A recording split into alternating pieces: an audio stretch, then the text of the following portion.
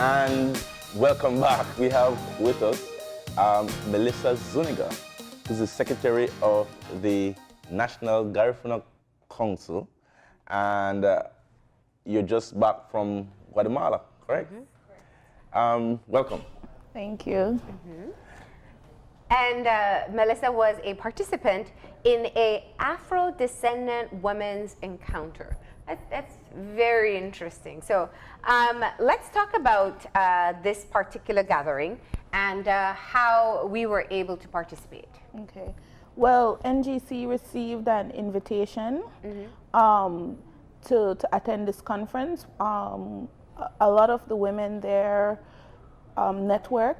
They're members of Garifuna organizations, etc. So that was one of the reasons why this invitation was extended to us. Okay. So we met, 5 of us from Belize went, and we met with other women from these countries, professionals, advocates, leaders of Afro Descendant organizations and groups, and we discussed some of the advances that we have made as Black Afro-descendant women, and we looked at some of the challenges and some of the problems we're still having and trying to find ways for us to fix some of those problems so that we can progress even further. Who organized the encounter? The encounter was organized by a group, Fundigua. They were the ones who mainly organized this. There are indigenous Afro Garifuna group in Guatemala. So they were one of the main organizers of this encounter. Melissa, you say Guatemala and people are saying, what? Talk to us, but the Garifuna population is spread beyond Belize. Yes. And we know, I was sharing with you, one of the most beautiful things that I think Aurelio has said on the show, Aurelio Martinez, who we love his music, is that there isn't Garifuna from Belize, Garifuna from Honduras. There is a Garifuna nation. Yes. What's the relationship like with NGC and the other smaller groups in Belize with the other Garifuna groups across the border in the Caribbean? Well, it's borderless because there's a joke that, you know, everybody who's Garifuna is probably related. So we don't see borders. We see ourselves as Garifuna people, you know, Garinagu. So we didn't look at each other, oh, you're from this country or you're from that country. You know, we have the same culture and that is what we celebrate. Yeah. You know, we don't look at the borders or anything like that. I'm curious to find out what were some of the challenges that were shared in the encounter. Well, one of the main challenges that all 3 countries seem to have in common was the exploitation, the sexual exploitation of women. Also, domestic violence was another key factor. And violence, meaning emotional, not only physical, but emotional, psychological. Those were some of the those are 2 of the challenges that we found were shared amongst the countries. There's also the issue of women in politics. There's not enough participation from women in politics. And in these other countries, part of the reason is because in Honduras, for example, they're a minority because they're Black, Afro-Latinos, Afro-Garifuna. And so it is harder for them to enter into the political landscape in these countries because they are considered a minority. And they're expected to, you know, maintain certain positions within their communities. So we had 2 young women who were a part of this session, and they shared some of their experiences and how they were able to get in. One is in the municipal government, and the other one is a little bit higher up, still municipal, but a little bit higher up. So they were able to share their experiences with us so we could appreciate how far they've come. Melissa, one of the things I'd love to know is, if you think of Garifuna communities in Central America, in Guatemala and Honduras, Livingston, I think everybody knows. And if you spend any time down south, you probably you visited Livingston. Tela, La Ceiba in Honduras. These are some of the hubs for Garifuna people. What is the difference between what it's like to be a Garifuna in La Ceiba, Livingston, or in Dangriga? What are the advantages of being a Garifuna woman in Belize, or disadvantages? Well, I think that here in Belize, we're embraced. We're seen as a fundamental part of the community and of the country. So I believe that, we're embraced. People are interested in knowing about our culture, our dancing, our music. So that is a plus for us. Yeah. I think also the fact that we have NGC, where we're able to all connect with other Garinago throughout the country. So even though we might be we're limited by space, we're still able to keep in touch with each other. Were we able to even boast? Because you were talking about women in politics, and I know that Belize has been rather progressive. Yes, that was one of them. Because we had a female minister. Yes. Of defense. Of defense, for a major portfolio, who is Garifuna, and who was minister is Garifuna. Yes. And also we currently have in Dangriga, we have Miss Erica Zheng, who in fact was a top vote getter. Yeah. So were we able to boast a little? Yes, that was one of the areas where we said that Belize has made advancement. So in politics, specifically at the municipal level, we have, I believe, there's one female in probably each of the town councils or city councils. So that's something that we could boast about. We have had women ministers, and we have 2 ministers of state, but we're still a long way off from where we want to be, but we have made significant advancements in that area. So that was one area that we shared and boasted about. Yeah. We also shared our women in education. Here in Belize, we know that the women are the ones completing higher level education. Yeah. So that was another thing that we could have boasted about. Can I ask this question? Because I know, and it's interesting for me that the encounter was named Afro Descendant women as opposed to just a Garifuna descendant encounter. I wanted to know why they broadened the name to a bit above that. Does it include also other black groups? Well, we discussed it. It includes other black groups, but some of the participants from Honduras and Guatemala were saying that it is also an attempt for the Garifuna culture to be erased in those countries by just calling everybody Afro Descendant versus identifying the specific groups. So, but it includes everyone. Yeah. All Afro-based or Afro-descent women. So not only Garifuna, even though at this specific encounter we had majority of the participants being Garifuna, it does not only include. And in terms of the culture itself, would you agree that the Garifuna culture is kind of patriotic? It's male. Patriarchal.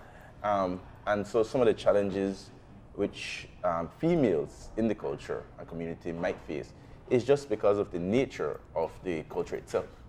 Well, that to some extent. Garifuna man should be a Garifuna man. Yeah, that to some extent is true, yes. So you still find that some women may be hesitant to take on a non-traditional role because they may be looked down on by their partner. So you do find that happening, and that's why as the chair of the Women's Committee for NGC, that's one of the things that I want to focus on, to see how we can provide capacity building for women to regain that additional confidence that they need to put their foot out there and stand up to some of these men. Yeah. And as a young Garifuna woman, you're a part of the executive for the National Garifuna Council. And in fact, we posed that question, I believe, to one of the senior male members of the council a while back. And I want to ask that question to you. Is it perhaps a part of what needs to be done within the organization, or just being able to keep up with modern times? We see how even the cultural attire, it transforms. Mm-hmm. There's always tradition, but you can still be able to manipulate it to make it into something more modern when you feel fitting. Is it a time also to look at the way women are represented in the culture as well? Mm-hmm. Or you feel that has been a natural progression? Well, I think that there has been a natural progression. We find that you see less women staying at home now. A lot of Garifuna women, they're now completing school, they're finding jobs. So you see, it is a natural shift that women are not always staying at home. You have more women starting up businesses. Yeah. So it is a natural progression, and we are still not where we want to be, mm-hmm. but we're making some headway. Mm-hmm. That's my question. Where should Garifuna women be? What is the ideal future for a Garifuna woman in Belize? Well, I think it's just additional respect. So getting the respect in the workplace as well as at home. There's some women, key positions, and the home situation, they still don't get that respect at home. So I think it's just, that would be one of the main areas that we want to see improvement in for women, and as well just encouraging creativity and women to become entrepreneurs. So we're people that we grow our own food, we make our own clothing, we make whatever we need. So finding ways to tap into that so that we can make money from it and survive from doing that. Yeah. Well, what's your biggest, before I ask you that, I asked it in terms of what were the advantages of being in Garifuna and Belize, because I know that in Central America and South America, there is a building movement of what's called the Afro-Latino movement, mm-hmm. where people of Afro descendants want recognition as Latinos in this region. And it's been a challenge because there's a stereotypical image of what people have of Latinos, mm-hmm. Or people from this region. When you put that into perspective, what does that signify for you in how far we've come as a country as well? Okay, well, I believe that when we speak Garifuna here in Belize, we speak Garifuna. Yeah. When you talk to the people from Honduras and Guatemala, they tend to mix it with the Spanish, because that's one of the things. A lot of them, they must speak Spanish. They're not encouraged to speak their language. Yeah. So we are seeing that some of the languages being lost in these countries. So that's one thing we can celebrate here, that we have kept our language going strong. Does it also motivate you as a member of the executive of the National Garifuna Council to ensure that the Garifuna of Belize don't get to that place where they're kind of fighting to say, remember, we're here? Yes, well, I remember the last time I was here, we spoke about our language program. Yeah. So that is something that we definitely want to make sure, it gets off the ground and it continues, so that we can continue to retain our language. That UNESCO did declare our, music, dance, and our culture an intangible World Heritage. So we want to keep that. We want to ensure that it remains. An area where there is a bit of inequity, it's disproportionate, mm-hmm. is for me in the area of where, in terms of gender, is in the arts. The recognized artists that are Garifuna, mm-hmm. tend to be male in music You know, it's dominated. In fact, I think in music, I only know of maybe one. The last time we was on the show, it was a beautiful singer that came. But Well, and then we've had Queen now. Yeah, There's a couple. Chella, who's well known, and that team. But it's disproportionate, and also in terms of maybe even art, painting medium. The popular name is Pen Caetano, and like, is there anything to sort of encourage that, because we have November 19th coming up in the next couple of days, it's around the corner. Is there any a push to sort of feature the strength of the female Garifuna? Well, that is definitely one of the goals for the Women's Committee, you know, to identify different projects and different initiatives that we can take on to showcase our women, our Garifuna women. So that is one of the things that we definitely, or that I will definitely be pushing. In fact, I think this year we should declare it the year of the Garifuna woman. What do you feel about that? And people like Kevin will say, what about the Garifuna? No, it's I'm kidding. I'm kidding. But what is your greatest takeaway? What have you come back empowered to maintain, to do, to change after you know, these kinds of encounters are empowering in many ways, because you realize you're not alone. Yes. You know, there's a group of 5 women. What has been the greatest takeaway for you and the group? Well, I think for us, we became rejuvenated to continue our cause and also to dedicate more time and more resources to developing our women. So I think that's the biggest takeaway from this session. You know, it was great to meet women, professionals, advocates, activists. It was, you know, great to meet them and share ideas. So I think that is the biggest takeaway from this encounter.